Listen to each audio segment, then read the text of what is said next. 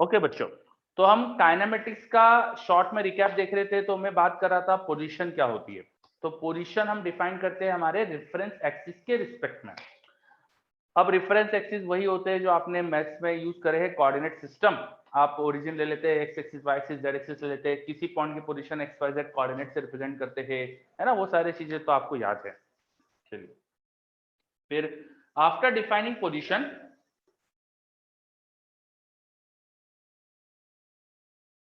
After defining position, अब particle अगर motion कर रहा है कि नहीं कर रहा है, इसके लिए हम पहले कुछ वेरिएबल डिफाइन करते हैं। जैसे पोजीशन वेक्टर क्या होता है। तो किसी भी पॉइंट की पोजीशन को ओरिजिन से ज्वाइन करने वाला जो वेक्टर होता है उसे हम बोल देते हैं पोजीशन वेक्टर।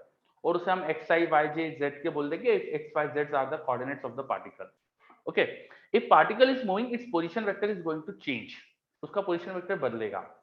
पार्टिकल का इनिशियल और फाइनल, थोड़ी देर बाद पोजीशन वेक्टर बदल गया है, तो final and initial position vector के बीच का जो वेक्टर बनता है उसे हम डिस्प्लेसमेंट वेक्टर बोल देते हैं। Displacement is a vector joining the initial to final position of particle. अच्छा, मैं ऑडिबल तो हूं सबको, है ना, सुन रहे हो ना सब? या, ओके। तो हम रिकैप कर रहे थे बिल्कुल काइनेटिक्स का। तो पोजीशन वेक्टर का चेंज जो होता है उसको अपन डिस्प्लेसमेंट नाम दे देते हैं। अभी डिस्प्लेसमेंट का एक दूसरा, एक डिस्प्लेसमेंट की जैसी दूसरी चीज भी होती है, डिस्टेंस ट्रेवल। डिस्टेंस ट्रेवल क्या होती है? पार्टिकल जिस पाथ के अलोंग चल रहा है उस पाथ की लेंथ को अपन डिस्टेंस ट्रेवल बोल देते हैं, है ना। तो शॉर्ट में कर रहा हूँ, सारी चीजें आपको आती है ऑलरेडी सब। डिस्टेंस ट्रेवल क्या होता है, डिस्प्लेसमेंट क्या होता है, पता चल गया अपन को। फिर अपन डिफाइन करते हैं velocity. Velocity is defined as rate of change of position vector. Rate of change of position vector. Velocity is defined as rate of change of position vector. तो पार्टिकल का position vector suppose r vector है। R vector के rate of change d r vector by d t, इसको हम बोल देते हैं velocity vector. Magnitude of velocity vector will be magnitude of d r vector by d t, इसका magnitude हो जाएगा। वेलोसिटी डिफाइन करने के बाद हमें कभी कभी एवरेज वेलोसिटी की भी रिक्वायरमेंट होती है। Velocity is rate of change of position vector and there is also a term as average velocity. Average velocity कैसे डिफाइन करते हैं? तो ये जो वेलोसिटी है वो डिफाइन करने के लिए टाइम इंटरवल को छोटा लेते हैं, एवरेज वेलोसिटी के लिए टाइम इंटरवल बड़ा ले लेते हैं। So delta R vector by delta T, this is average velocity. This will be the final position vector of particle minus initial position vector of particle divide by जो भी time लगा है delta T.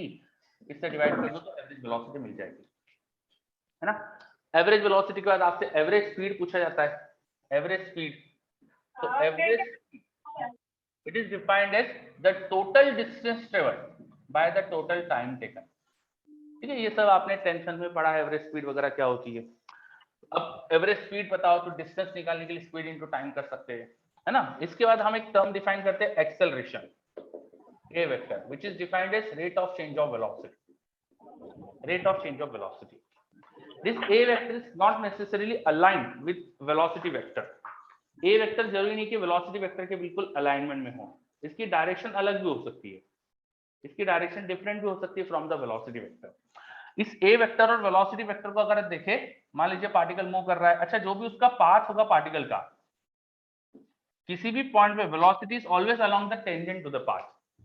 किसी भी point पे velocity will be along the tangent to the path. जब भी कोई पार्टिकल मूव करता है, जस्ट अ सेकंड, जब भी कोई पार्टिकल मूव करता है तो उसकी जो वेलोसिटी होगी वो डिस्प्लेसमेंट बाय टाइम, छोटा सा डिस्प्लेसमेंट बाय छोटा सा टाइम, ऐसा लिखते हैं। And the small displacement in a small time should be along the path.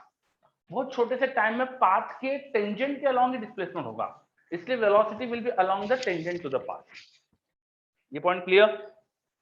Velocity is along the tangent to the path. छोटा सा डिस्प्लेसमेंट छोटे से टाइम में जो होगा it will be along the tangent, that's why velocity is along the tangent to the path. Now acceleration could be in any direction, वो किसी भी डायरेक्शन में हो सकता है। तो एक्सेलरेशन मान लीजिए इस तरह का है, दिस इज एक्सेलरेशन वेक्टर। इसके हम दो कंपोनेंट कर सकते हैं। वन, अगर वेलोसिटी से एंगल थीटा हो तो एक कंपोनेंट ले सकते हैं वेलोसिटी के अलोंग, जिसको हम बोल देते हैं टेंजेंशियल एक्सेलरेशन, और एक ले सकते हैं उसके परपेंडिकुलर, जिसे बोल देते हैं centripetal acceleration. The component of acceleration along the velocity उसको बोल दिया जाता है टेंजेंशियल एक्सेलरेशन, और परपेंडिकुलर को centripetal. Acceleration changes velocity, acceleration changes velocity. तो इसका जो कंपोनेंट वेलोसिटी के अलोंग है, वो वेलोसिटी के अलोंग ही उसे चेंज करेगा, उसकी लेंथ चेंज करेगा। This tangential acceleration basically changes length of velocity or the magnitude of velocity.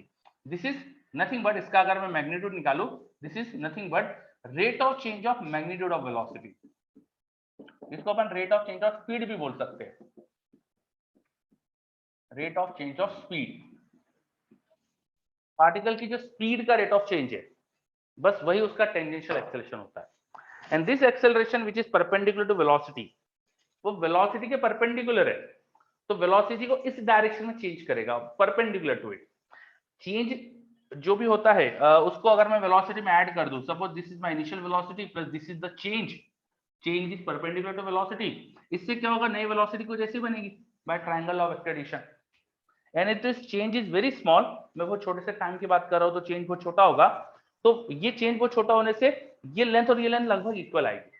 That's why हमें ऐसा लग रहा है कि वेलोसिटी जस्ट रोटेट हो रही है। जो वेलोसिटी का चेंज उससे ही परपेंडिकुलर है, दैट बेसिकली एंगल चेंज कर देता है, वो वेलोसिटी को घुमा रहा है। ये समझ में आ रहा है? बस वेलोसिटी बेसिकली थोड़ा सा रोटेट हो रही है because of this acceleration, because of this direction change. जो भी वेलोसिटी के परपेंडिकुलर चेंज है, उसकी वजह से वेलोसिटी का एंगल चेंज होगा।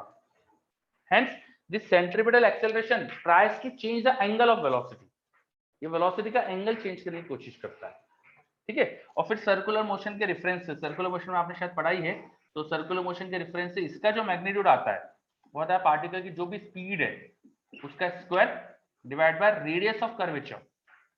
किसी भी पाथ को हम छोटे से सर्कल जैसा सोच सकते हैं, उस सर्कल की जो भी रेडियस है, उस सर्कल की जो भी रेडियस है उसको बोलते हैं पार्टिकल की रेडियस ऑफ कर्वेचर। तो इस इक्वेशन से अपन रेडियस ऑफ कर्वेचर ढूंढ सकते हैं। तो ये मैंने कुछ छोटा छोटा बेसिक क्लियर करा कि what is velocity, what is acceleration. एक्सेलरेशन में एवरेज एक्सेलरेशन भी होता है कुछ, ये मैंने टेंजेंशियल सेंट्रीपिटल, उसका एवरेज एक्सेलरेशन भी कुछ होता है। What is average acceleration? It is the total change in velocity by total time. जैसे एवरेज वेलोसिटी डिफाइन करी थी total displacement by total time, वैसे average acceleration total change in velocity by total time. चलो, तो ये मैंने basic basic सब चीजों की डेफिनेशन बताई पहले, तो ये सारी चीजें क्लियर? ओके, वेरी गुड, है ना। अगर ये सब क्लियर है तो छोटा सा क्वेश्चन मुझे जवाब दो। I have a circular path, मेरे पास एक सर्कुलर पाथ है, इस सर्कुलर पाथ पे कोई पार्टिकल मूव कर रहा है। सपोज सर्कल की रेडियस r है, पार्टिकल इनिशियली था इस पॉइंट पे और घूमते घूमते घूमते पार्टिकल यहाँ आ गया इस पॉइंट पे, ए से बी चला गया, थीटा एंगल कवर करा, ए से बी चला गया, थीटा एंगल कवर करा। उसकी वेलोसिटी का मैग्नीट्यूड जो है वो कांस्टेंट है, v है। वेलोसिटी का मैग्नीट्यूड है वो कांस्टेंट है, v है ना। तो बताओ कि उसका डिस्प्लेसमेंट कितना हुआ, पहले तो डिस्प्लेसमेंट बताओ, डिस्प्लेसमेंट कितना हुआ उसका जल्दी से।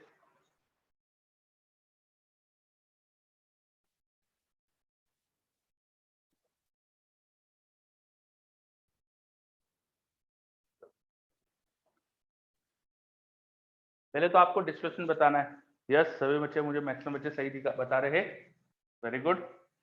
मैं डिस्प्लेसमेंट पूछूंगा तो हो जाएगा फाइनल और इनिशियल पॉइंट को ज्वाइन करने वाली लाइन का magnitude, like this will be displacement vector, और इसका मैग्नीट्यूड डिस्प्लेसमेंट बोल देंगे। If this is r, this is r, this is going to be 2r sin theta by 2, 2r sin theta by 2। यहाँ से centre से perpendicular drop करो तो ये बाइसेक्ट हो जाएगा ये लेंथ, और ये r है तो इधर r cos थीटा बाय 2, इधर r sin theta by 2, that's why total length is 2r sin theta by 2। This length is going to be 2r sin theta by 2। तो ये हो गया डिस्प्लेसमेंट का मैग्नीट्यूड, ठीक है। अगर आपको डिस्प्लेसमेंट वेक्टर रिपोर्ट करना है तो आपको पहले तो एक्सिस लेना पड़ेंगे। मान लो ये एक्स एक्सिस था या वाई एक्सिस था, इस पॉइंट के कोऑर्डिनेट हो जाएंगे r, 0, इस पॉइंट के कोऑर्डिनेट हो जाएंगे r cos theta i cap, r cos theta, r sin theta, coordinate अगर लिखे। अब आप वेक्टरली भी निकाल सकते हो डिस्प्लेसमेंट क्या होगा, फाइनल पॉइंट का position vector minus initial point का पोजीशन वेक्टर, है ना। तो वेक्टरली लिखेंगे तो हो जाएगा r cos theta minus r i cap plus r sin theta j cap. This should be the displacement in vector. This should be the displacement in vector. क्या clear है? कुछ बच्चों का डिस्प्लेसमेंट वेक्टर गलत बताया था बच्चों ने, वो देखो अच्छे से, समझ में आया गलती आपकी?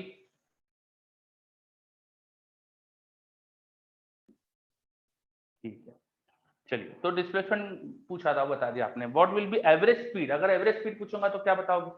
एवरेज स्पीड, एवरेज स्पीड पूछूंगा तो क्या बताओगे?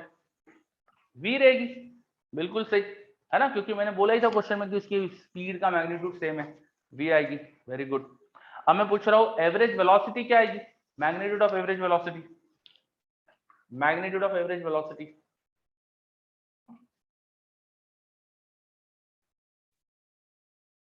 मैग्नीट्यूड ऑफ एवरेज वेलोसिटी,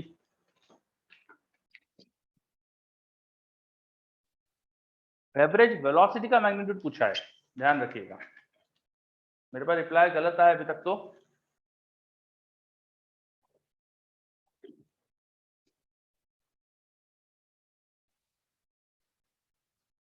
चलो, अब मेरे पास एक रचित का आंसर सही आया है। रचित का आंसर सही आया है। एवरेज वेलोसिटी का मैग्नीट्यूड पूछा है। एवरेज वेलोसिटी कैसे निकालते हैं? डिस्प्लेसमेंट बाय टाइम, उसका मैग्नीट्यूड, मतलब डिस्प्लेसमेंट का मैग्नीट्यूड बाय टाइम। डिस्प्लेसमेंट का मैग्नीट्यूड ये था, इसको टाइम से डिवाइड कर देंगे। टाइम कितना लगेगा? ये थीटा एंगल है, तो ये जो लेंथ कवर हुई है arc length, arc length will be r theta, this arc length will be r theta, so the distance traveled is r theta, distance traveled is r theta, average speed is v, तो time हो जाएगा r theta by v, है ना? कितना time लगा particle को, वो हो जाएगा r theta by v, इतना टाइम लग रहा पार्टिकल को। और एवरेज डिस्प्लेसमेंट, डिस्प्लेसमेंट कितना आया था? ये था, इसको आप टाइम से डिवाइड कर दो, r theta by v, तो ये आ जाएगा हमारे पास magnitude of average velocity. This should be your answer. थोड़ा सा अरेंज कर दीजिए इसे, ये आंसर हो गया 2v sin theta by 2 upon theta. चलो, आ रहा समझ में ये?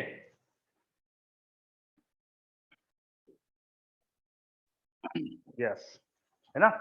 तो कई बच्चों ने आंसर गलत दिया था, देखो इसका, जो भी गलती करी आपने ध्यान रखिएगा, मिस्टेक क्या हुई आपकी समझिए, ठीक है? कई बच्चों ने मुझे रिप्लाई कर दिया था केवल 2v sin थीटा बाय 2, तो वो गलत था, है ना? तो जो भी आपकी मिस्टेक थी समझिए अच्छे से। चलिए, तो मैंने एवरेज वेलोसिटी पूछी, वो बता दिया आपने। अब मैं पूछ रहा हूँ एवरेज एक्सेलरेशन क्या है? एवरेज एक्सेलरेशन क्या है? What is the average acceleration in this time? Average acceleration in this time बताइए।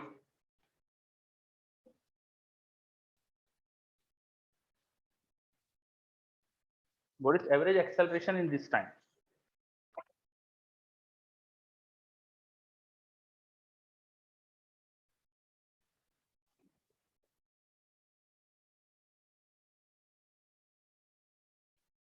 रिप्लाई आया मेरे पास, कुशाग्र का आया है, कुशाग्र गलत है, कुछ का आया है, कुछ चेक करते।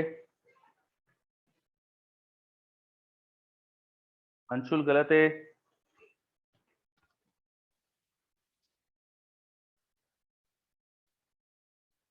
चलो काफी बच्चों के रिप्लाई आ रहे हैं, मैं भी सॉल्व करके बताता हूँ आपको।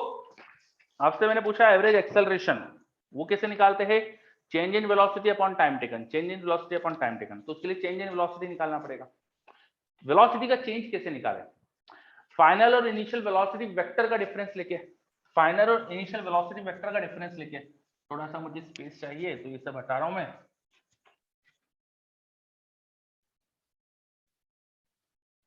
फाइनल और इनिशियल वेलोसिटी का डिफरेंस लेके, अब जो फाइनल वेलोसिटी है वो इस आर वेक्टर के परपेंडिकुलर लाइक दिस है, और इनिशियल वेलोसिटी ऐसे थी, है ना? तो फाइनल इनिशियल वेलोसिटी को एक बार यहाँ दिखाता हूँ मैं। ये हमारा इनिशियल आर वेक्टर था, ये फाइनल आर वेक्टर था। इनिशियल आर वेक्टर के परपेंडिकुलर इनिशियल वेलोसिटी ऐसी थी, फाइनल वेलोसिटी ऐसी थी।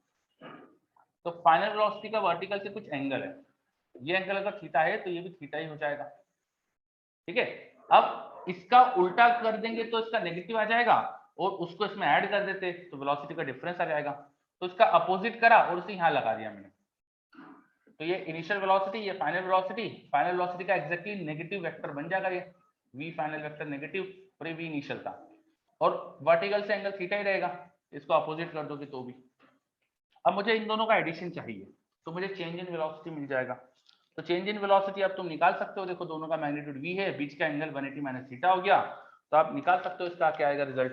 तो ये 180 माइनस थीटा है, तो रिजल्ट आ जाएगा 2v cos theta by angle by 2, angle हो जाएगा 180 माइनस थीटा बाय 2। हमने पढ़ा था दो वेक्टर का मैग्नीट्यूड सेम होता है, बीच का कुछ एंगल है, तो रिजल्ट आ जाता है 2v cos जो भी बीच का एंगल है बाय 2, है ना। तो ये हमारे पास आ गया चेंज इन वेलोसिटी। ये क्लियर। चेंज इन वेलोसिटी को बाय 2 लगाओ तो cos 90 minus theta sin theta हो जाता है, तो 2v sin थीटा बाय 2, यह है चेंज इन वेलोसिटी। इसको टाइम टेकन से डिवाइड कर दो तो आ जाएगा average acceleration. Time taken again देखो अपन ने निकाला था पहले r थीटा बाय v, उसे डिवाइड कर दो तो ये आ गया answer 2v square sin theta by 2 upon r theta.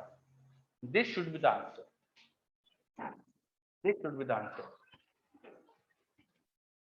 रचित का सही दिख रहा है, काफी बच्चों का सही दिख रहा है मुझे। चलो, जिनका भी गलत हुआ उनको समझ में आया गलती क्या हो रही है, जिनका भी मिस्टेक आया, गलत आया आंसर, वो सब देख लीजिए अच्छे से। कोई डाउट इसमें, आपको आपकी कोई मेथड में गलती पूछना हो। Everything clear.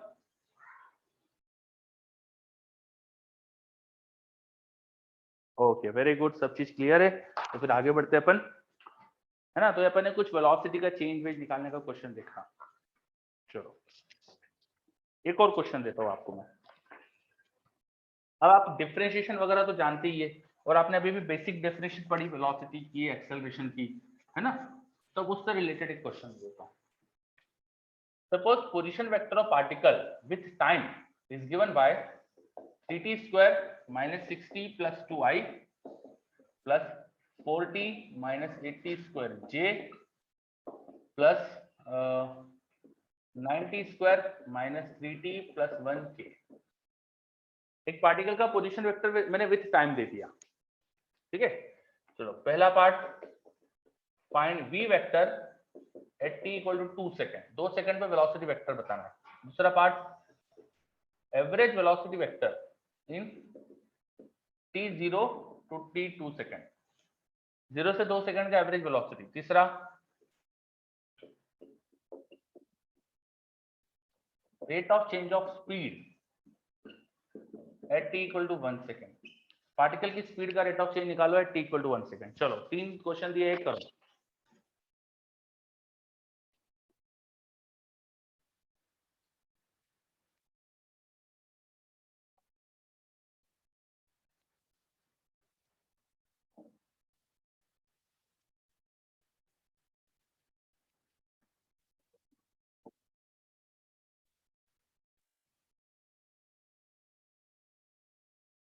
Basic basic 3 question दिए है, करिए।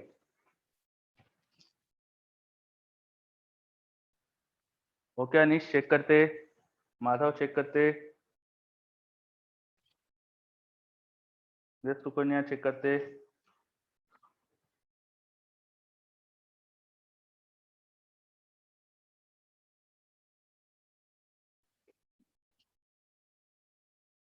ओके सॉल्व करते।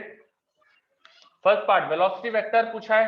वेलोसिटी वेक्टर हम डिफाइन कैसे करते हैं, rate of change of position vector with time.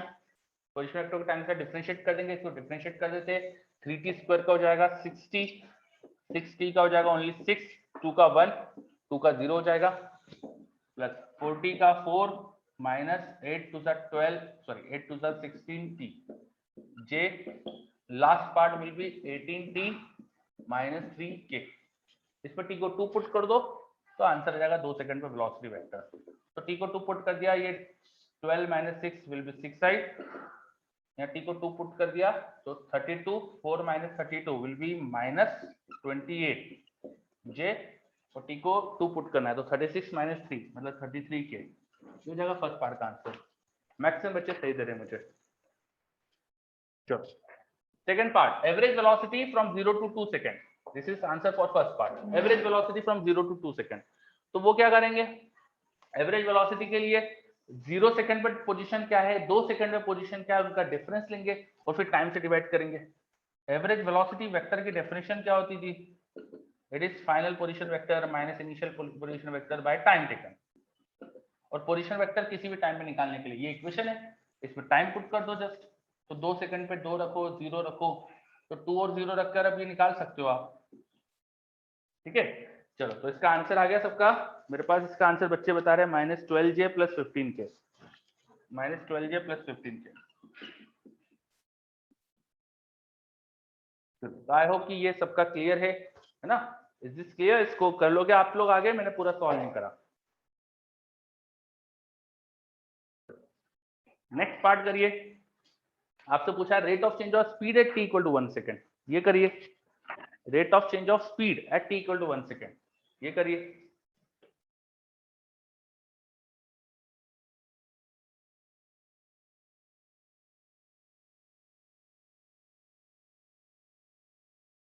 ठीक है रचित, तो करके बताओ, आंसर बताओ, आंसर बताइए। Rate of change of speed पूछा है एट t = 1 सेकेंड। इसका आंसर मैग्नीट्यूड में आएगा, है ना? ऑफकोर्स वेक्टर नहीं आएगा।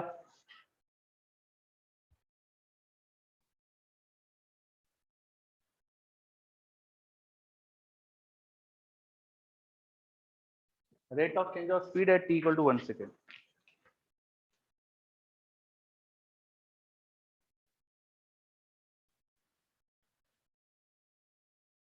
चलो काफी बच्चों के रिप्लाई आ रहे हैं मेरे पास। तो rate of change of speed कैसे निकालते हैं? It is the component of acceleration along the velocity. It is the component of acceleration along the velocity. Acceleration के दो कंपोनेंट ले सकते हैं, वेलोसिटी के अलोंग एंड परपेंडिकुलर। वेलोसिटी के अलोंग जो कंपोनेंट होता है that is tangential acceleration and that is nothing but rate of change of speed. तो आपसे पूछा है बेसिकली एक्सेलरेशन का वेलोसिटी के अलोंग कंपोनेंट, आपको एक्सेलरेशन का वेलोसिटी के अलोंग कंपोनेंट ढूंढना है।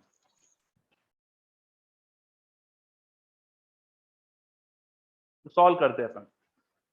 पहले तो एक्सेलरेशन वेक्टर ढूंढ लेते हैं, इसको डबल डिफरेंशिएट कर दो। ये वेलोसिटी आई थी, इसको डिफरेंशिएट कर दो तो it will become 6i - 16j + 18k।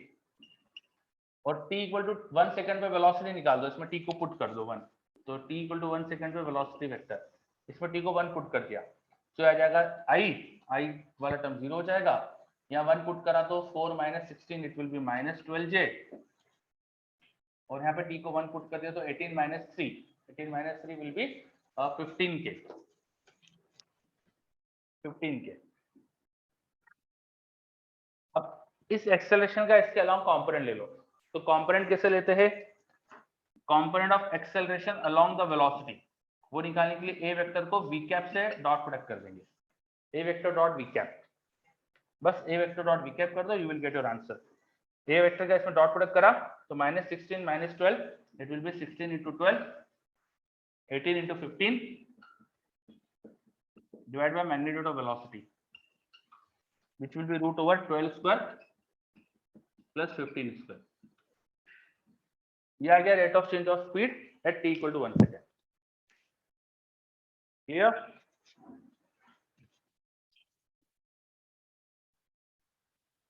चलो काफी बच्चों के डिफरेंट आंसर है। गगनदीप का अलग है, कुशाग्र का अलग है। क्या आएगा करेक्ट फिर बताओ जल्दी से, व्हाट इज करेक्ट आंसर? थोड़े डिफरेंट आंसर दिख रहे हैं आप सबके। जस्ट कैलकुलेट दिस, और क्या आ रहा है बता दीजिएगा।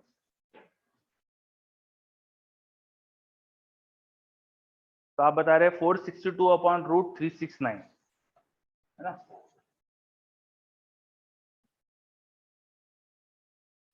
चलो कर लीजिएगा आगे, है ना? दिस इज ऐसा कुछ आ रहा है, इसको सॉल्व कर लीजिएगा आगे।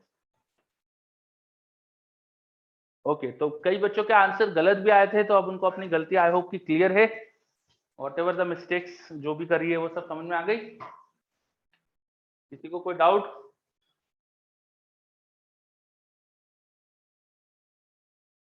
नो, वेरी चलो एवरीथिंग क्लियर, बहुत बढ़िया।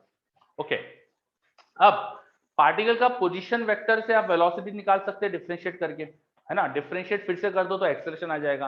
अब कभी हमको एक्सेलरेशन दिया हो, हमें उल्टा करना हो, वेलोसिटी निकालना हो, तो हम इंटीग्रेट कर देते हैं। ठीक है, और इंटीग्रेशन करने में फिजिक्स में हमेशा याद रखना है कि हम लिमिट्स के साथ इंटीग्रेशन करेंगे हमेशा। Integration will be with limits always, ठीक है। तो इस चीज का ध्यान रखना हमेशा, जो भी सिस्टम में हमें दिया रहेगी कंडीशंस वो यूज करेंगे। तो जैसे क्वेश्चन करते हैं, suppose acceleration vector of particle is given bye e to the power t I cap e to the power t I cap plus t j cap. Acceleration vector of particle is given by e to the power t I cap plus t j cap. It is starting from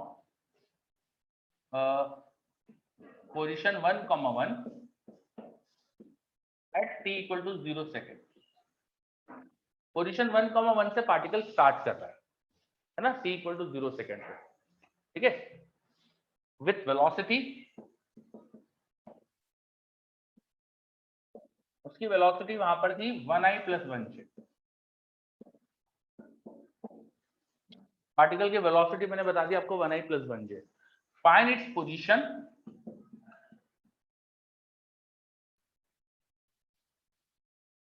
eight t time.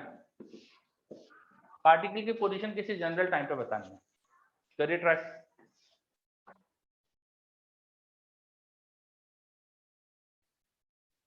करिए try.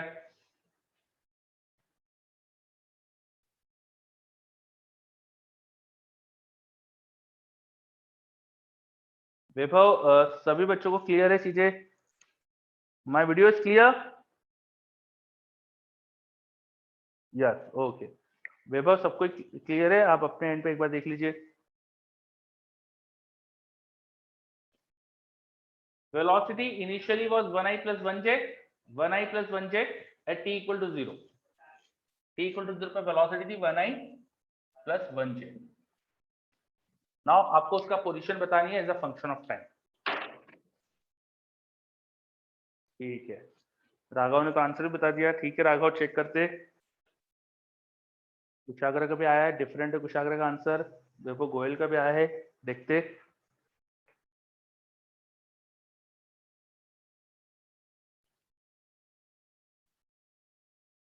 पुराना question हटा रहा हूं मैं यहाँ से।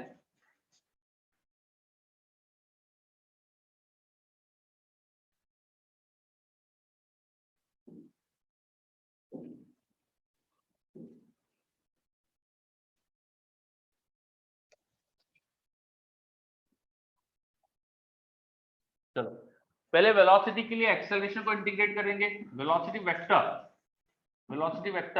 will be integration of a vector dt from initial velocity to final velocity. So इसको sorry just a second, initial time to final time, यहाँ पे टाइम की लिमिट आ जाएगी 0 to t, और यहाँ पे just a second, a vector is defined as dv vector by dt। तो आप इसको ऐसा लिखेंगे, dv vector is equal to a vector dt and then it will be integrated। And t 0 पर वेलोसिटी इनिशियल कुछ दी थी, इसलिए आपको यहां लिखना पड़ेगा इनिशियल वेलोसिटी वेक्टर से फाइनल वेलोसिटी वेक्टर एंड 0 से t। तो आपके पास इक्वेशन आएगी v final vector minus v initial vector equal to a vector dt का इंटीग्रेशन। अब उसमें dt लगा के इंटीग्रेट कर लो। e to the power t का integration e to the power t आता है, तो e to the power t i cap, t का इंटीग्रेशन t²/2 j कैप। ये आ जाएगा हमारे पास a वेक्टर का इंटीग्रेशन। अब इसमें 0 से t लिमिट पुट कर दो। लिमिट पुट करना है ध्यान से। t पुट करेंगे तो e की पावर t रहेगा, 0 पुट करेंगे तो e की पावर t 1 हो जाएगा, e की पावर 0 1 होगा। तो लिमिट टाइम भी पुट करेगी e वाले एक्सप्रेशन में, फिर यहाँ पुट करेंगे तो t²/2 j कैप। और इनिशियल वेलोसिटी वेक्टर भी दिया है, देखो 1i + 1j, तो वो यहाँ सब्स्टिट्यूट कर दो। सो v final vector minus i + j, अब ये उधर ले जाओ, तो v फाइनल वेक्टर माइनस है और माइनस है इधर कैंसिल हो जाएगा, ओनली e की पावर t i के बचेगा, और ये माइनस j उधर जाके प्लस j हो जाएगा, तो t²/2 + 1 j। ये आ जाएगा final velocity vector at any time. ये वेलोसिटी वेक्टर आ गया किसी टाइम पर, है ना। यहाँ पे लिमिट्स का ध्यान रखना चाहिए था हमको। अब वेलोसिटी वेक्टर को फिर से इंटीग्रेट कर देते हैं, because v vector is nothing but rate of change of position vector with time. तो वहां dt लगाओ, इंटीग्रेट करो, you will get change in position vector which is the final position vector minus initial position vector. Initial position vector will be 1i plus 1j. So final position vector minus initial position vector which is I plus j should be integration of that. E की power t का integration e की power t I plus second term t square by 2 का integration t की power 3 by 3, so वहां 6 हो जाएगा and plus 1 का हो जाएगा t j का, and you need to put limits from 0 to t in this equation. बस अब वहां लिमिट में पुट कर दो तो e की पावर t माइनस 1 i, यहाँ पुट करेंगे लिमिट तो t cube by 6 plus t j, and यहाँ माइनस i प्लस j है, उसको उधर ले जाना है तो r फाइनल वेक्टर मिल जाएगा.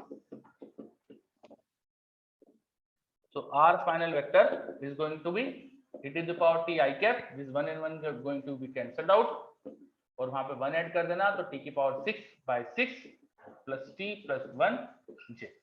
This is the final position vector of particle at any general time t.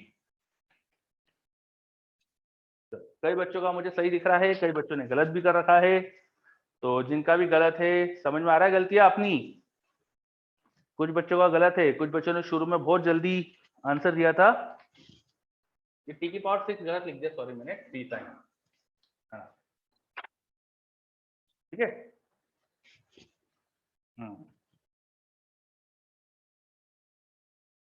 Okay. सो आपको इस चीज में, इस क्वेश्चन में बस ये समझना था, जो बहुत कॉमन गलती होती है बच्चों की कि भाई फिजिक्स में बिना लिमिट्स के इंटीग्रेशन नहीं करते और लिमिट्स पुट करना है बाद में, और लिमिट पुट करने में कभी कभी ये ई वाला एक्सप्रेशन आ जाता है, कॉस साइन वाले एक्सप्रेशन आते हैं, उनमें गड़बड़ हो जाती है. जैसे कॉस वाले में भी बच्चे क्या करते हैं, टी जीरो पुट करना होता है तो कॉस जीरो को कई बार जीरो लेते थे, तो जीरो नहीं होता, कॉस जीरो 1 होता है, तो ऐसी मिस्टेक्स हो जाती है. तो बहुत ध्यान से लिमिट्स पुट करना चाहिए. लिमिट पुट करने में बहुत गलतियां होती है, जो कॉमन मिस्टेक्स होती है बच्चों की वो यही है, लिमिट पुट करना वगैरह. चलो आगे बढ़ते. तो हमने वेलोसिटी वगैरह के कुछ बेसिक क्वेश्चन देखे, है ना, कुछ बेसिक चीजें देखी काइनेमेटिक्स से रिलेटेड, वेलोसिटी, एक्सेलरेशन, इन सब का मतलब वगैरह क्या होता है, ये सारी चीजें देखी. कुछ स्टैंडर्ड सिचुएशंस भी फिर आती है, जैसे one dimension motion with uniform acceleration. This is a very special case of motion, one dimension motion with uniform acceleration. इस सिचुएशन में क्या हो जाता है कि हम वेलोसिटी, डिस्प्लेसमेंट, इन सब की कुछ इक्वेशंस वगैरह निकाल लेते हैं और फिर उन इक्वेशंस को यूज करके क्वेश्चन सॉल्व कर लेते हैं. One dimension motion with uniform acceleration, this is a very special case of kinematics, है ना. तो 1D विद कांस्टेंट एक्सेलरेशन, इसमें क्या होता है, हमें कुछ इक्वेशंस मिल जाती है मोशन की, जैसे v equal to U plus A T आ जाता है. यहाँ हमने वेक्टर ड्रॉप कर दिया बिकॉज मोशन 1D है. जब मोशन 1D होता है तो हमें वेक्टर लगाने की जरूरत नहीं, बिकॉज इट इज अंडरस्टूड कि पार्टिकल एक ही लाइन के अलोंग चल रहा है तो उसी के अलोंग वेलोसिटी वगैरह होगी. अब बस उसे प्लस माइनस से डिनोट कर देते हैं. प्लस मतलब या तो राइट में ले लो, लेफ्ट के लिए नेगेटिव ले लो, है ना. प्लस माइनस से डायरेक्शन यहाँ समझा सकते हैं अपन. फिर और इक्वेशन हमारे पास क्या जाती है, s is equal to ut plus half at square, v square equal to u square plus 2as. जो सेकेंड इक्वेशन है उसको vt माइनस हाफ की स्क्वायर भी लिख सकते हैं, है ना. फिर एक और इक्वेशन गगनदीप पूछ रहा है, सेकंड लास्ट स्टेप में e की पावर t के साथ -1 कैसे आया. अभी यहाँ वाली चीज देख लो, ये -1 कैसे आया, लिमिट लगा के आया बेटा. e की पावर t रखा, फिर 0 रखेंगे, e की पावर 0 विल बी 1, -1 आएगा. यहाँ लिमिट्स लगाने से आया. जो भी फंक्शन है उसमें अपर लिमिट, फिर माइनस लगाया, जो भी फंक्शन है उसमें लोअर लिमिट. चलो वापस आ जाते हैं यहाँ. अच्छा, एक इक्वेशन इसके साथ और बन जाती है हमारी एवरेज वेलोसिटी की. Average velocity is displacement by time, और जब एक्सेलरेशन कांस्टेंट होता है ना, in this situation when acceleration is constant, average velocity को हम v प्लस u बाय 2 भी लिख सकते हैं. Final velocity plus initial velocity का हाफ. ठीक है, तो ये भी एक काम की इक्वेशन है. फिर एक कई बार चीजें पूछते हैं nth सेकंड में displacement, displacement in nth second, वो क्या होता है, u plus half a 2n minus 1. What is this, ये इक्वेशन बताती है कि किसी मोशन के nth सेकंड की ड्यूरेशन में डिस्प्लेसमेंट क्या है. This is displacement in t equal to n second minus displacement in t equal to n minus 1 second. मतलब टोटल n सेकंड में डिस्प्लेसमेंट क्या हुआ, -n-1 सेकंड में डिस्प्लेसमेंट क्या हुआ, ठीक है। टोटल n सेकंड में डिस्प्लेसमेंट क्या हुआ, -n-1 सेकंड में डिस्प्लेसमेंट क्या हुआ। तो इससे ये बहुत काम की इक्वेशन आ जाती है। फिर कुछ स्टैंडर्ड चीजें जैसे कि एक्सेलरेशन, मान लो स्टार्टिंग वेलोसिटी मान लो 0 थी, है ना, स्टार्टिंग वेलोसिटी इफ 0 थी, इफ u वाज 0, तो कुछ डिस्टेंस कवर करने में लगा टाइम निकालना है, तो बाय द सेकंड इक्वेशन अगर ये 0 था तो टाइम के लिए क्या आ जाएगी इक्वेशन हमारे पास, √2s/a, टाइम के लिए √2s/a। जब भी motion with starting 0 acceleration, 0 velocity से हो रहा है, कांस्टेंट एक्सेलरेशन से मोशन हो रहा है, तो टाइम फटाफट ये लिख देंगे। इनिशियल वेलोसिटी 0 थी तो फाइनल लिखने के लिए 80 लिख देंगे। थर्ड इक्वेशन से v इक्वल टू √2s लिख देंगे, है ना। तो ये कुछ स्टैंडर्ड चीजें हैं जो मतलब फटाफट क्वेश्चन में सॉल्व करने में जल्दी जल्दी यूज करना चाहिए, ठीक है। तो ये अभी याद होना चाहिए हमको। चलो, ये सारी चीजें क्लियर। अब अगर स्टार्टिंग वेलोसिटी 0 थी, स्टार्टिंग वेलोसिटी 0 थी, तो एक कंडीशन और आती है, ये अगर 0 डाल दो u को, तो nth सेकंड का डिस्प्लेसमेंट आ जाएगा half a 2n-1, and 2n-1 will be odd number. तो कंसेक्यूटिव सेकंड्स का टाइम डिस्प्लेसमेंट का रेशो ऑड नंबर का रेशो आ जाता है, जिसको Galileo's law of odd number बोलते हैं। शायद सुना हो आपने, एनसीईआरटी में भी लिखा हुआ है Galileo's law of odd number. अगर वेलोसिटी इनिशियल 0 थी और पार्टिकल कांस्टेंट एक्सेलरेशन से मूव कर रहा है, लाइक दैट इन ग्रेविटी, तो कंसेक्यूटिव सेकंड्स में जो डिस्प्लेसमेंट्स का रेशो होता है, that is in the ratio of odd number starting from 1, ठीक है, Galileo's law of odd number. और इसी चीज को हम कहीं भी यूज कर सकते हैं, जरूरी नहीं कि मोशन ग्रेविटी के अगेंस्ट हो, ग्रेविटी में ही हो। आप इसको कहीं भी, अगर यूनिफॉर्म एक्सेलरेशन से मोशन है और टाइम इंटरवल भी 1 सेकंड लेना जरूरी नहीं है, इक्वल इक्वल टाइम इंटरवल ले लो तब भी ऑड नंबर का रेशो आता है। जैसे हर 3-3 सेकंड में डिस्प्लेसमेंट का रेशो कोई निकाले तो वो भी ऑड नंबर का रेशो आएगा, है ना। टाइम भी हमेशा 1 सेकंड जरूरी नहीं है। चलो, यस, वेरी गुड कुशाग्र, ठीक है। चलो, तो ये सारा अपन ने मोशन का बेसिक बेसिक चीजें समझी, है ना। अब इस पे बेस 1-2 क्वेश्चन देखते हैं, और क्योंकि आप लोगों को सारी चीजें आती है तो मैं थोड़े अच्छे क्वेश्चन दूंगा, मैं बेसिक क्वेश्चन नहीं दे रहा, सीधे सीधे ढंग के क्वेश्चन से स्टार्ट करेंगे। यूलर्स रेशो अलग है, हाँ रचित।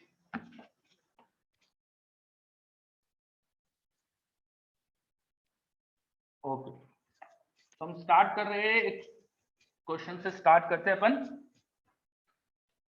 एक पार्टिकल स्ट्रेट लाइन पे मूव कर रहा था with uniform acceleration A, with uniform acceleration A. किसी पॉइंट ए पर देखा हमने, किसी पॉइंट ए पर देखा उसकी वेलोसिटी आ रही थी u, और किसी पॉइंट बी पे देखा तो वेलोसिटी आ रही थी v। ए पर वेलोसिटी u थी, b पर v थी, है ना। इन बिटवीन कोई पॉइंट है c, कहीं बीच में कोई पॉइंट है c, जो इस रेशियो को m/n में डिवाइड कर रहा है। a to c by c to b distance is m/n, distance का रेशियो m/n है। So what will be speed at c, c पर पार्टिकल की स्पीड क्या है, what is speed of particle at c। चलिए, मोशन विद कांस्टेंट एक्सेलरेशन है, and A is not given to you, A दिया नहीं आपको मैंने, ठीक है। ए आपको फॉर्मूले में आपके आंसर में नहीं आना चाहिए, ए आपको दिया नहीं मैंने। चलिए करिए ट्राई क्वेश्चन ये।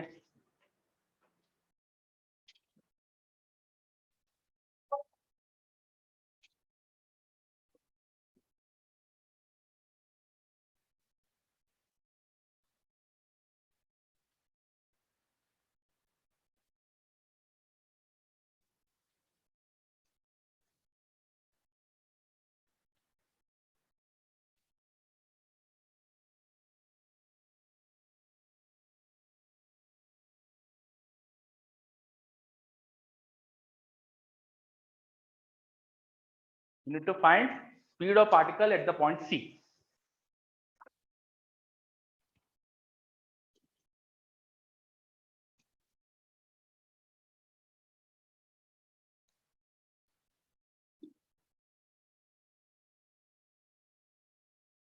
बाहर काफी बच्चे मुझे रिप्लाई दे रहे हैं।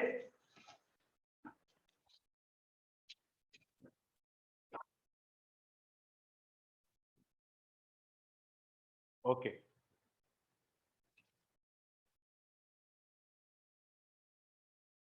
हमें डिस्टेंस के बारे में पता है, उनका रेशो पता है, और हमें इस ए पॉइंट पे स्पीड पता है, बी पॉइंट पे स्पीड पता है, बीच की स्पीड निकालना है। मान लो बीच की स्पीड vc कुछ है, और हमें क्योंकि डिस्टेंस पता है और एक्सेलरेशन हमें पता है कांस्टेंट है, तो क्यों ना ऐसी इक्वेशन से स्टार्ट करते हैं जिसमें वेलोसिटी आती है, डिस्टेंस आती है, एक्सेलरेशन आता है। थर्ड इक्वेशन इससे स्टार्ट करते हैं। अब मैं इन पॉइंट के बीच में थर्ड इक्वेशन लगाऊंगा, तो मैं लिखूंगा vc square minus u square, v square minus u square equal to 2 acceleration into displacement, displacement here will be ac। और c और b के बीच में लगाऊंगा तो आ जाएगा v square minus vc square will be 2 time acceleration into displacement which will be bc। तो just take the ratio, just यहाँ पे रेशियो ले लीजिए, तो आपके पास आ जाएगा vc square minus u square upon v square minus bc square, this will be ac by bc, ac by bc is m by। Now just इस equation को solve करना है और आपके पास bc मिल जाएगा। क्लियर है ना, इसको सॉल्व करके vc मिल जाएगा। तो कुछ वगैरह का सही आ रहा है, काफी बच्चों का सही आ रहा है, काफी बच्चे गलत भी रिप्लाई दे रहे हैं मुझे, है ना। तो इसको सॉल्व करिए और vc निकाल लीजिए। तो n वगैरह इधर सॉल्व कर दो, तो n vc square minus n u square equal to m v square minus m v c square. vc वाले टर्म एक तरफ लाओ, तो यहां से आने वाला है vc equal to root over m v square plus n u square upon m plus n. Finally ये इक्वेशन आने वाली vc के लिए। काफी बच्चों का सही रिप्लाई दिखा मुझे, काफी बच्चों का गलत भी था। जिनका गलत था वो समझिए कि क्या गलती करिए, कोई डाउट हो तो बताइए मुझे, समझिए अच्छे से।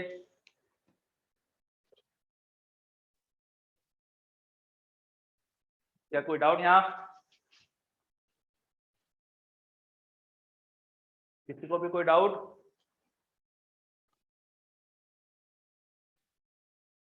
नो डाउट, बहुत बढ़िया, वेरी गुड। चलिए आगे बढ़ते फिर।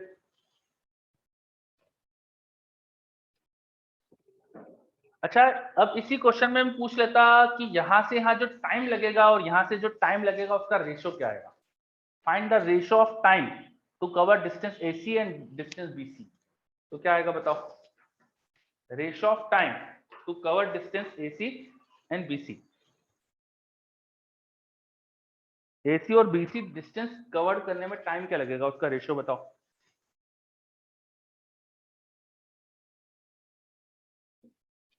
गगनदीप का आंसर आ गया फटाफट, ठीक है गगनदीप, चेक करते हैं अपन। बाकी बच्चे भी बताइए, टाइम का रेशो पूछा है मैंने।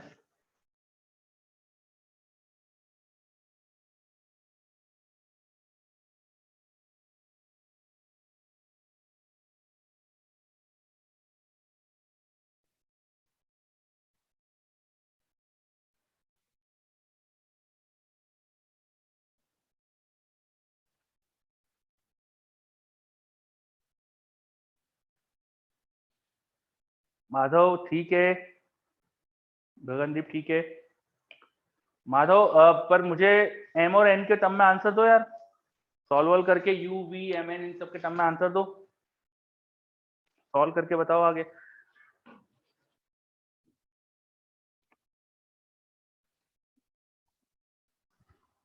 चलो एक हिंट, ये वाली इक्वेशन, एक हिंट दे रहा हूं, ये वाली इक्वेशन इससे कर सकते हो, वो बहुत सारे तरीके से कर सकते हो। आप ये इक्वेशन भी यूज कर सकते हो, v माइनस यू बाय ए, है ना, इससे भी कर सकते हो, तुम्हारी जैसी इच्छा करो।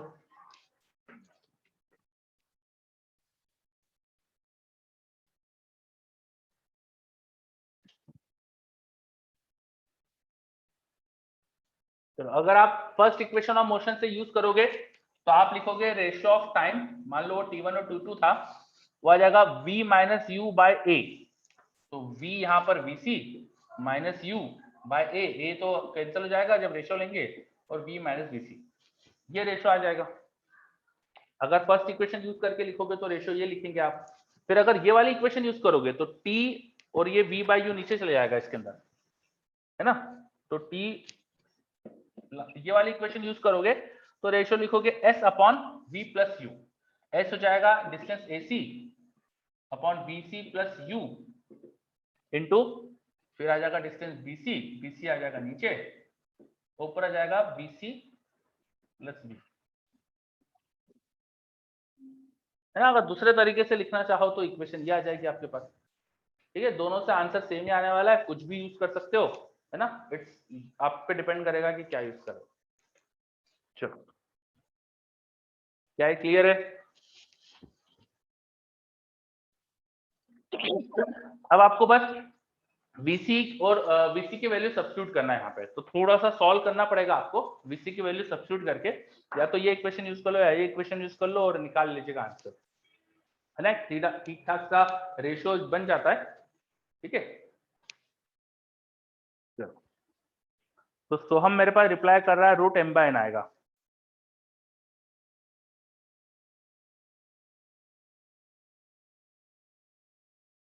यशवर्धन पूछ रहा है सर वो इक्वेशन तो सिर्फ इक्वल टाइम इंटरवल के लिए। नहीं यशवर्धन, कौन सी इक्वेशन की बात कर रहे हो आप? ये इक्वेशन तो किसी भी समय पे लगा सकते हो ना, v = u + 80। तो यहाँ से यहाँ का टाइम अगर t है तो यहाँ की वेलोसिटी यहाँ की वेलोसिटी का difference bye a will be time ना। और ये v एवरेज की इक्वेशन हमेशा लगा सकते हो, ऐसा नहीं कि इसमें टाइम इंटरवल इक्वल होना चाहिए, ऐसा नहीं है। किसी टाइम इंटरवल में जो इनिशियल और फाइनल वेलोसिटी का हाफ होता है वही डिस्प्लेसमेंट बाय टाइम होता है। तो यहाँ से यहाँ का जो टाइम होगा और यहाँ से यहाँ का डिस्प्लेसमेंट AC, तो AC by time will be v + u/2। ठीक है यशवर्धन, चलिए तो अपन ने क्वेश्चन रिकैप करा, है ना, यूजिंग इक्वेशंस ऑफ अंशुल। बिल्कुल सही, बहुत बड़ा सॉल्यूशन आएगा, कुछ कट नहीं होगा। तो आप लोग जो बहुत जल्दी रिप्लाई दे रहे थे ना, वो मुझे समझ नहीं आ रहा था कि जल्दी कैसे दे रहे हो, थोड़ा बड़ा आएगा इसका आंसर। आगे बढ़ते हैं,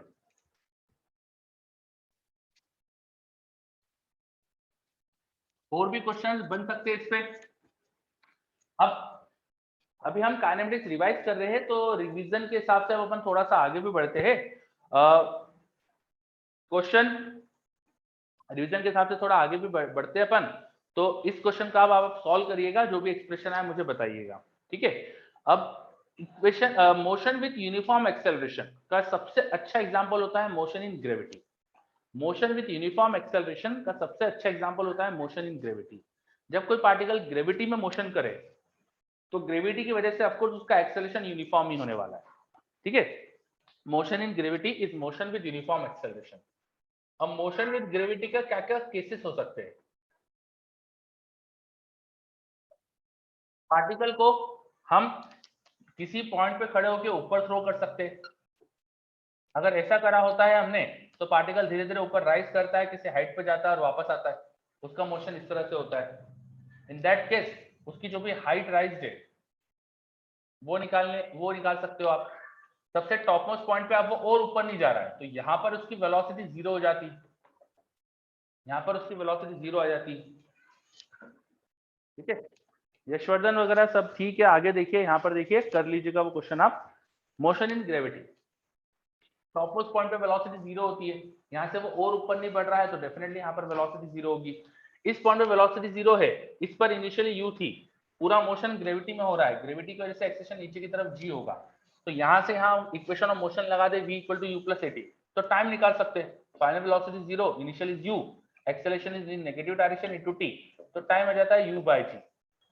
u क्योंकि y डायरेक्शन में था, ऊपर अगर y मान लिया मैंने तो उसको uy/g ऐसा भी याद रखना। ठीक है, किसी वेलोसिटी से ऊपर की तरफ फेंक दिया, acceleration is downward opposite to that, तो कितने टाइम में जाके पार्टिकल रुकेगा? Simply uy/g। इसका डबल कर दो तो नीचे आने का टाइम भी आ जाता है। वापस पार्टिकल इस हाइट पे कब आएगा, उसको टाइम ऑफ फ्लाइट बोल देते हैं। तो टाइम ऑफ फ्लाइट का टाइम पीरियड आ जाता है 2uy/g। हाइट का यहाँ पे भी रिलेशन होता है uy²/2g, है ना। ये सब आपने रिलेशन पढ़े होंगे। फिर इसमें एक इंपॉर्टेंट इक्वेशन और आ जाती है, जब पार्टिकल किसी इन बिटवीन हाइट पर है, h पे, वहां 2 बार पहुंचता है, एक बार ऊपर जाते वक्त, एक बार ऊपर से पूरा घूम के वापस आते वक्त। ये जो तो टाइम इंटरवल होते हैं ना t1 एंड t2, जिसको एक ही हाइट पर है, जिसको एक ही हाइट पे पहुंच रहा है, वो हाइट निकालना आसान हो जाता है अगर ये टाइम बताओ, half g t1 t2 and in times का sum equal to total time period होता है। ये कुछ मोशन अंडर ग्रेविटी का कुछ बेसिक, कुछ इंपॉर्टेंट केसेस थे, कुछ इंपॉर्टेंट फॉर्मुलेस थे जो जस्ट मैंने रिकैप कराया आपको। देखिए, क्या ये फॉर्मुले सब क्लियर? कोई भी डाउट यहाँ पे? ओके, है ना? अच्छा, इसमें एक स्टैंडर्ड, ये तो नीचे से ऊपर फेंकने का केस हो गया। एक केस होता है कि ऊपर से पार्टिकल को जस्ट ड्रॉप कर दिया अपन ने, छोड़ दिया। इन दैट केस वो नीचे गिरता है तो टी टाइम में जीटी वेलोसिटी गेन कर लेगा, या एच हाइट गिरने पे √2gh वेलोसिटी आ जाएगी, है ना? जो अपन ने शुरू में लिखा भी था मैंने कि अगर यूनिफॉर्म इनिशियल स्पीड 0 हो, एक्सेलरेशन कांस्टेंट हो, तो वेलोसिटी कैसे लिख सकते हैं अपन? जीटी लिख सकते हैं या √2g डिस्प्लेसमेंट लिख सकते हैं। ठीक है, तो वो सब क्वेश्चन भी आते हैं हमारे पास। चलिए, तो अब इन पे बेस सीधा क्वेश्चन देता हूं मैं, है ना? थ्योरी तो फिर इसकी आपको इक्वेशंस ऑफ मोशन यूज करना है, तो सीधा एक क्वेश्चन देखते हैं अपन। मान लीजिए किसी पार्टिकल को थ्रो कराया है हमने ऊपर किसी पॉइंट से, और यहां से वो नीचे आ रहा है। टोटल हाइट h थी जहां से उसे मैंने ड्रॉप करा था। Particle is drop from this point, वहां से ड्रॉप करा है तो वहां पे इनिशियल स्पीड 0 होगी। ठीक है, h हाइट गिरा। अब आखिरी 1 मीटर जो यहाँ कवर हो रहा है पार्टिकल का, लास्ट 1 मीटर, उसमें जो टाइम लग रहा है वो आपको दे दिया मैंने 1 सेकेंड। आखिरी 1 मीटर कवर करने में उसे 1 सेकेंड टाइम लग रहा है। लास्ट 1 मीटर कवर करने में उसे 1 सेकेंड टाइम लग रहा है। So what is this height? आखिरी 1 मीटर कवर करने में उसे 1 सेकेंड टाइम लग रहा है। So what is this height? करिए।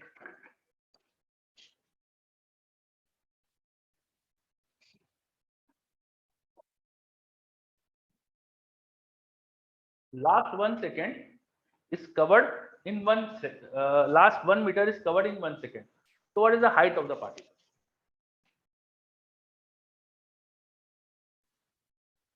किस हाइट से ड्रॉप करा है?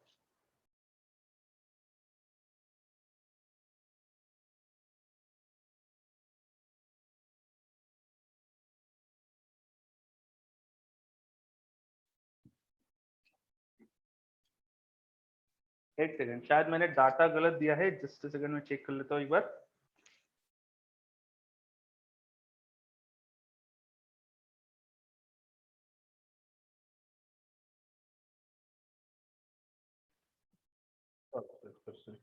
Data, yes, this is not possible, है ना? ये थोड़ा सा डाटा गड़बड़ हो गया है। मान लीजिए 0.1 सेकेंड है। अब करिए, नाउ इट इज पॉसिबल।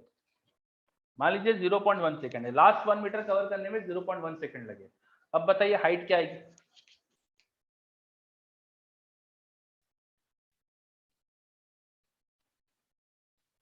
ये काम करिए, इसको वेरिएबल ले लेते हैं। लेट एज्यूम कि इस हाइट 1 मीटर कवर करने में टाइम लग रहा है 30 सेकंड। वेरिएबल दे दिया मैंने, ठीक है? टी की वैल्यू डाल देंगे जो भी सुटेबल होगी। अब बताओ कि कितना हाइट होगी?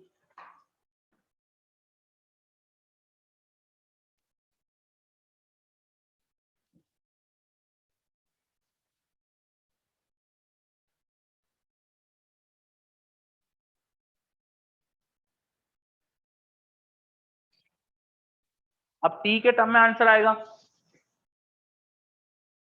मैंने देखिए चेंज कर दिया क्वेश्चन। मैंने पूछ लिया यहाँ पे कि लास्ट 1 मीटर में टी टाइम लग रहा है, तो अब टी के टर्म में आंसर आएगा।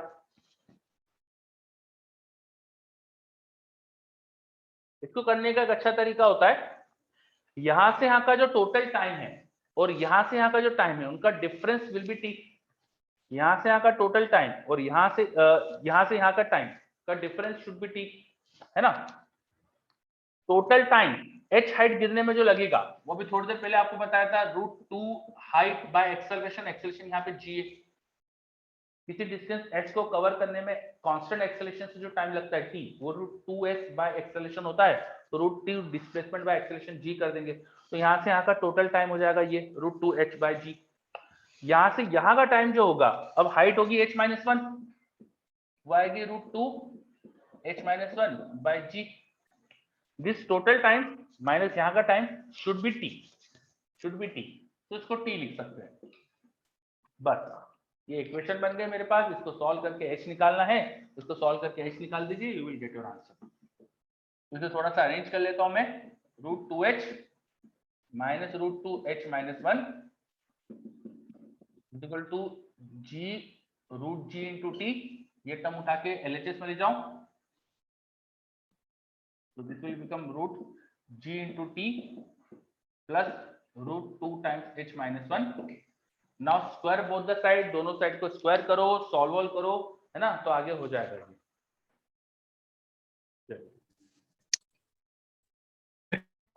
हाँ बोलिए सर, अपन जो लास्ट का वो 1 मीटर वाला पार्ट है, हाँ। सर उधर सेकंड इक्वेशन ऑफ मोशन लगाकर भी कर सकते हैं। सेकंड इक्वेशन मोशन में डिस्प्लेसमेंट पता है, यहाँ की इनिशियल वेलोसिटी निकालना पड़ेगी। यहाँ की इनिशियल वेलोसिटी आ जाएगी आपके पास √2h minus 1,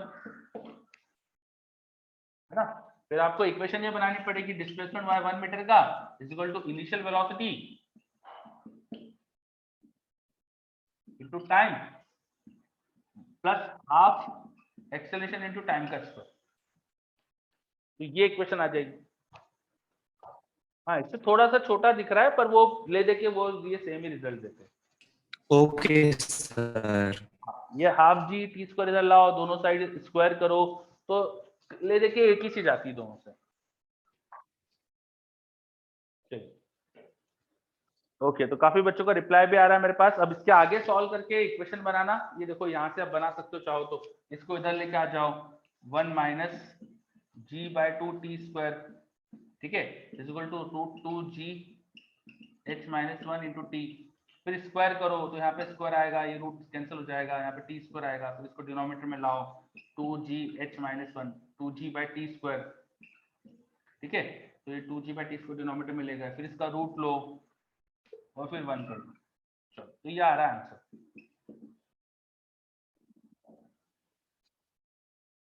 this should be the answer. तो ऐसा कुछ बड़ा सा आंसर आ रहा है। फिर मेरे पास एक माधव का रिप्लाई आ रहा है कि डिस्प्लेसमेंट इन 1 सेकंड का भी करके कर सकते।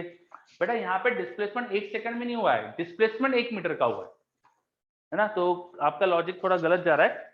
तो यहाँ पे डिस्प्लेसमेंट हुआ 1 मीटर का, this is not displacement in 1 second, displacement is of 1 metre, ठीक है, तो आपका लॉजिक थोड़ा गलत जा रहा है। चलिए, तो मोशन अंडर ग्रेविटी के इस तरह के कुछ क्वेश्चंस वगैरह होते हैं। फिर आपने रिलेटिव मोशन भी पढ़ा होगा, रिलेटिव वेलोसिटी कैसे निकालते हैं, प्रोजेक्टाइल मोशन पढ़ा है ना। अब बहुत सारी चीजें पढ़ी आपने, तो देखो काइनेमेटिक्स में प्रोजेक्टाइल मोशन का थोड़ा बहुत अपन रिकैप कर लेते हैं, बाकी सब चीजें तो आप करिएगा, है ना। सब चीजों को अपन एक एक चीज पूरी रिवाइज नहीं करने वाले, यहाँ पे थोड़ा थोड़ा हम देख रहे हैं जो अपन को इलेक्ट्रोस्टैटिक्स में लग सकती चीजें ऐसी। तो उसमें से हो गया कि मोशन विथ यूनिफॉर्म एक्सेलरेशन, ये एक काम की चीज है, क्योंकि कई बार जब क्वेश्चन आते हैं इलेक्ट्रोस्टैटिक्स में, वहां बोल देते हैं इलेक्ट्रिक फील्ड यूनिफॉर्म है। अगर इलेक्ट्रिक फील्ड यूनिफॉर्म होती है, एक जैसी होती है, तो हर जगह उसकी वजह से चार्ज पे जो फोर्स लगता है वो एक जैसा हो जाता है, और फोर्स एक जैसा हो जाता है तो एक्सेलरेशन भी कांस्टेंट हो जाता है। तो कांस्टेंट एक्सेलरेशन से मोशन, इसके क्वेश्चन भी कई सारे बन जाते हैं इलेक्ट्रोस्टैटिक्स में, ठीक है। वहां पर आपको पूरा काइनेमेटिक्स की इक्वेशन वगैरह लगाना पड़ जाएगी।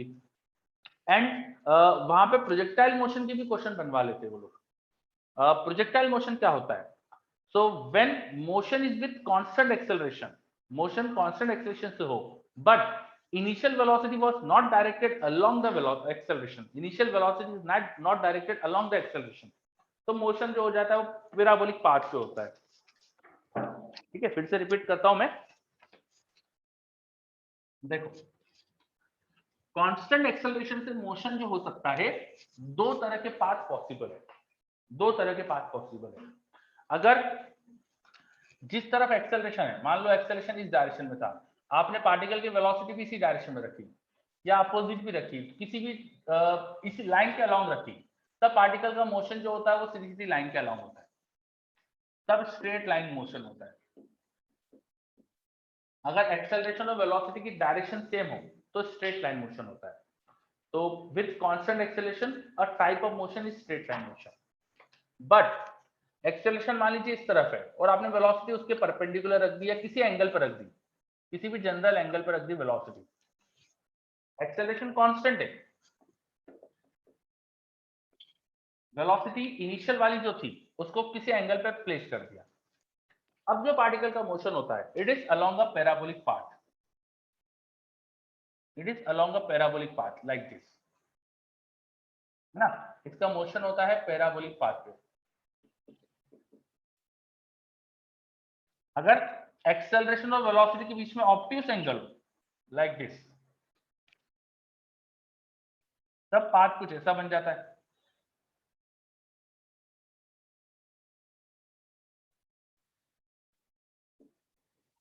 लाइक दिस, ठीक है।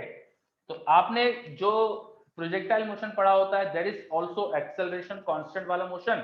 एक्सेलरेशन वहां सिर्फ ग्रेविटी प्रोवाइड करता है, तो कांस्टेंट एक्सेलरेशन से मोशन है, और एक्सेलरेशन वहां डाउनवर्ड है ग्रेविटी का, और वेलोसिटी ऐसे है, वेलोसिटी और एक्सेलरेशन में ऑब्ट्यूस एंगल है, तो वहां पर भी आपको प्रोजेक्टाइल पाथ मिलता है, दैट इज पैराबोलिक पाथ। तो कुछ इस तरह का पाथ मिलता है। जो हमारे पास पैराबोला बनता है, उसका एक्सिस, जो भी हमारे पास पैराबोला बनेगा, अगर पैराबोलिक पाथ ऐसा बन रहा है, उसका जो एक्सिस होगा, it will be directed parallel to the acceleration. जो भी आपके एक्सेलरेशन की डायरेक्शन है, वही आपके पैराबोला के एक्सिस की डायरेक्शन होगी। अब अगर इनिशियली वेलोसिटी वेक्टर और एक्सेलरेशन वेक्टर में ऑब्ट्यूज एंगल है, तो पैराबोला इस तरह का दिखेगा। इनिशियली वेलोसिटी वेक्टर और एक्सेलरेशन वेक्टर में एंगल एक्यूट है, तो पैराबोला फिर यहां के किसी पॉइंट से स्टार्ट हुआ दिखता है। और इनिशियली अगर दोनों परपेंडिकुलर है, एक्सेलरेशन और वेलोसिटी, इनिशियल वेलोसिटी, तो पैराबोला फिर ऐसा दिखता है। तो एक्सेलरेशन कांस्टेंट है, तो मोशन या तो पैराबोलिक पाथ पे हो सकता है या स्ट्रेट लाइन पाथ पे हो सकता है, ठीक है। एक्सेलरेशन कांस्टेंट है, तो मोशन या तो पैराबोलिक पाथ पे या स्ट्रेट लाइन पाथ पे। पैराबोलिक पाथ के अलग अलग सिचुएशन मिल सकती है आपको। अगर ऑब्ट्यूस एंगल होगा तो एक पॉइंट पे मैक्सिमम हाइट आएगी, फिर वापस पार्टिकल नीचे आएगा। अगर इनिशियल एंगल 90 डिग्री है वेलोसिटी एक्सेलरेशन का, तो इस तरह का पैराबोला होता है, और एक्यूट एंगल के केस में ऐसा पैराबोला होता है। क्या है सब क्लियर? यस, ओके, है ना। तो ये अपन ने पढ़ा कि मोशन ऑन प्रोजेक्टाइल पाथ क्या होता है। चलो, अपना ऑफिशियल टाइम हो गया है, अभी मेरे को दिखा ध्यान से, तो अपन आज एक काम करते हैं, यहाँ रुकते हैं। आप लोग 1D मोशन का जो भी आपका मॉड्यूल था, उसमें जो आपके डाउट वाले क्वेश्चन रहे होंगे, जो आपके टफ क्वेश्चन रहे होंगे, वो एक बार अच्छे से रिकैप कर लेना। तो 1D मोशन में अगर कुछ भी डाउट हो तो वो नेक्स्ट क्लास में सबसे पहले पूछना। उसके बाद 2D मोशन का थोड़ा बहुत अपन ने आज स्टार्ट करा है, थोड़ा बहुत कोर कंप्लीट करेंगे। इसके इलेक्ट्रोस्टैटिक से रिलेटेड क्वेश्चन कैसे बन सकते हैं वो सब देखेंगे अपन, है ना। तो 2D मोशन कल कंप्लीट कर लेंगे, नेक्स्ट क्लास जो भी होगी उसमें कंप्लीट करेंगे। और फिर थोड़ा बहुत एनएलएम का कॉन्सेप्ट, कंस्ट्रेंट एनएलएम में जो होता है ना, उस चीज पे आएंगे, ठीक है। इस तरह से अपना पूरा रिकैप चल रहा है चीजों का। सर हाँ बोलिए। सर एक मेरे को चीज पूछनी थी कि ये सब चीजें जो रिवीजन कर रहे हैं ये फेयर कॉपी में करनी है क्या? नॉट नेसेसरी, आपके पास सब लिखा हुआ है, देखो सब 11th में आपने अच्छे से कॉपी बनाई होगी, तो उसी में आप बस अब रिवीजन में क्या कर सकते हो, कॉपी खोल के बैठो, है ना, सामने, उसमें सब चीज देखते जाओ, जो जो अपन ने पढ़ी थी, मैं जो बता रहा हूँ देखते जाओ, और जो कुछ अगर लगता है कि आपको अच्छा ये वाला पॉइंट आपको बिल्कुल समझ नहीं आ रहा है, ये पूछने की जरूरत है, तो आप पूछ भी सकते हो, ठीक है। चलो, और नेक्स्ट क्लास भी ऑनलाइन ही रहेगी। आप लोगों की जो क्लास है इस बैच TEP 11M, इस बैच की क्लास सारी ऑनलाइन ही रहेगी, ठीक है। ये थोड़ी टॉप बैच जो है, इसके लिए हमने सोचा है कि भाई बच्चों को बिल्कुल रिस्क नहीं देना चाहते हम, तो ये वाली क्लास तो आपकी ऑनलाइन ही रहेगी, ओके। चलो, चलिए ठीक है। अब बच्चे बोल रहे नॉट फेयर। देखो, ऑफलाइन क्लास अगर आप चाहते हो करना, तो आप सेकंड बैच में शिफ्ट हो जाओ। टॉप बैच में क्यों रहना चाहते हो? मतलब जो टॉपर बच्चे हैं, हमें लगता है कि यार वो सब बच्चे को सेफ रखे ज्यादा, और टीचर्स को भी सेफ रखे जो उनको पढ़ा रहे हैं, तो इसलिए ऐसा सोचा है। अभी देखते हैं, अभी थोड़े दिन तो ऑनलाइन रहना ही पड़ेगा, क्योंकि गवर्नमेंट अलाउ नहीं कर रही है। जब ऑफलाइन सिचुएशन अलाउ हो जाती है तब देखेंगे, है ना। तो आपको एकदम टेंशन नहीं लेना है, ठीक है। चलिए, अभी सिचुएशन में तो ऑनलाइन ही करना पड़ेगी, क्योंकि इंदौर की सिचुएशन गवर्नमेंट बिल्कुल अलाउ नहीं करेगी ऑफलाइन क्लास स्टार्ट करने के लिए, है ना। और कई जगह पे आपने देखा है कि छापे वापे मार रहे हैं वो लोग, उड़न दस्ता टाइप कुछ रहता है उनका, वहां पे सब चीजें चेक करते हैं वो। तो क्यों फोकट अननेसेसरी किसी को टेंशन में आपको भी डाले हम, ठीक है। तो जब ऑफलाइन की परमिशन हो जाएगी तब अपन देखेंगे, तब स्टार्ट कर लेंगे। फिलहाल तो आपकी ऑनलाइन है, क्लियर। चलिए।